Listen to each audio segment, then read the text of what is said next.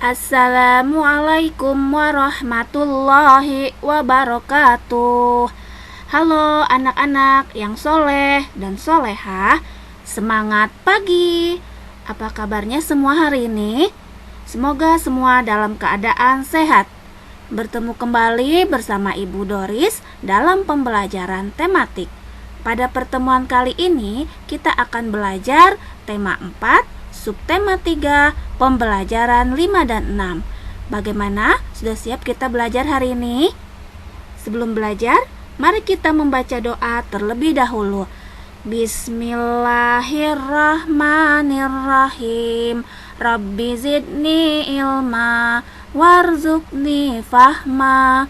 Rabbis rahli sadri wa yassirli amri wahlul uqdatam min lisani yafqahu qawli. Amin ya rabbal alamin. Anak-anak, masih ingatkah langkah-langkah dalam membuat cerita bergambar? Ya, berikut adalah langkah-langkah dalam membuat cerita bergambar. Yang pertama yaitu menentukan cerita yang akan digambar. Contohnya kita akan menggambar cerita tentang si pitung. Berikutnya, mempelajari cerita yang akan digambar. Jadi kita harus mempelajari terlebih dahulu cerita tentang si pitung. Lalu mempelajari karakter tokoh dalam cerita. Misalnya, si pitung merupakan sosok pemuda yang pandai mengaji dan pandai silat. Dua teman si pitung bernama Rais dan Zi memiliki karakter baik hati, penolong, murah hati, pemberani, dan berakhlak mulia. Ada juga karakter kompeni, yaitu jahat, egois, keras kepala, dan pemarah.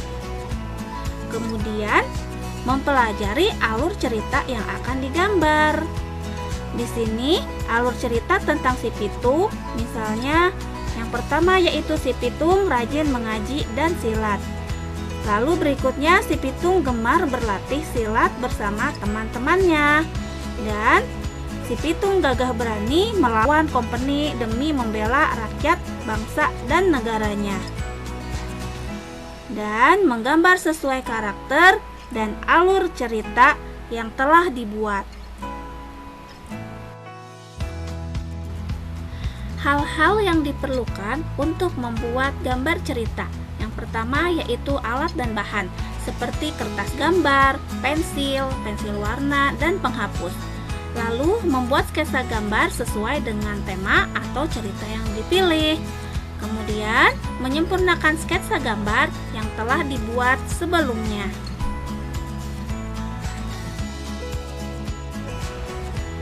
Nah, anak-anak, berikut adalah contoh sketsa gambar. Dalam membuat sketsa gambar cerita berdasarkan tema atau cerita yang telah ditentukan, langkah membuat sketsa sangat berpengaruh bagi tahap-tahap menggambar selanjutnya. Jika sketsa yang dibuat tidak maksimal, maka nanti setelah diolah lebih lanjut, objek yang dibuat akan terlihat kurang bagus. Karena itu, pembuatan sketsa tentu perlu dikerjakan sebaik mungkin. Sketsa sebaiknya dibuat lebih dari satu agar kita dapat memilih yang terbaik. Berikutnya yaitu menyempurnakan sketsa gambar. Menyempurnakan sketsa gambar cerita berdasarkan tema atau cerita yang telah ditentukan. Dari beberapa sketsa yang dibuat dapat dipilih satu yang menurutmu paling baik. Kemudian, sempurnakan dengan menghapus garis-garis yang tidak perlu dan menambah garis atau coretan yang dirasa perlu agar gambar tampak lebih hidup. Kemudian, jika telah selesai gambar tersebut, warnai dengan rapi.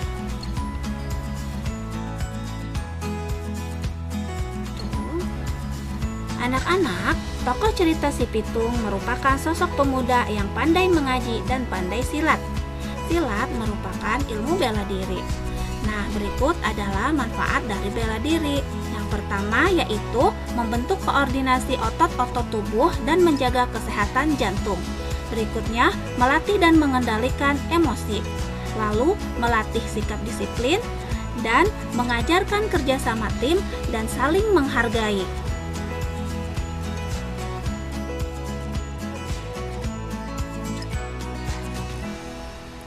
Anak-anak, apakah kalian tahu siapa yang bertanggung jawab menjaga lingkungan?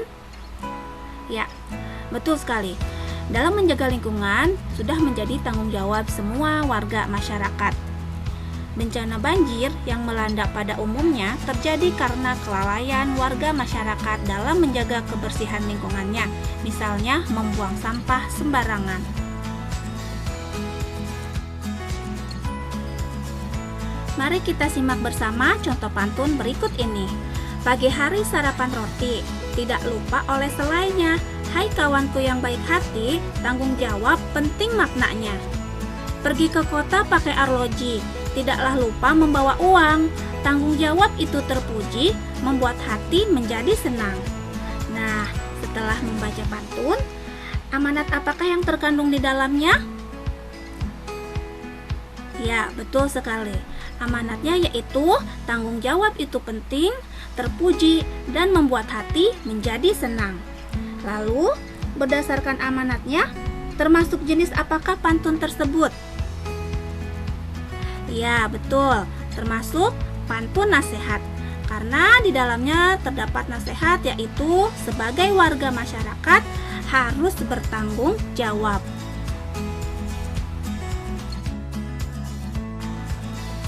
Baik anak-anak, cukup sekian ya penjelasan ibu kali ini. Mudah-mudahan kalian paham dan mengerti. Mari kita tutup pembelajaran dengan membaca hamdalah dan doa akhir majelis. Alhamdulillahi rabbil alamin. Subhanakallahumma wa bihamdika ashadu alla ilaha illa anta astaghfiruka wa atubu ilaik. Ingat, tetap semangat, patuhi selalu protokol kesehatan, jaga pola hidup bersih dan sehat, dan jangan lupa sholat 5 waktunya dikerjakan ya. Terima kasih anak-anak semua, sampai jumpa lagi.